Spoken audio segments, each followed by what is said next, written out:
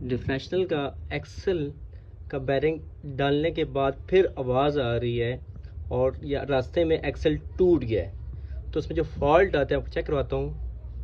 Bearing आवाज़ नहीं कर रहा,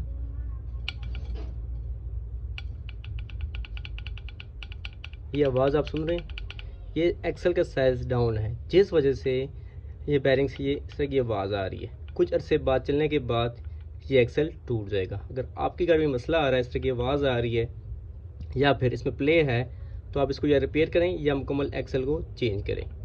और ज़रा कमेंट में बताएं किस बंदे के साथ ये मसला हो चुका है पहले।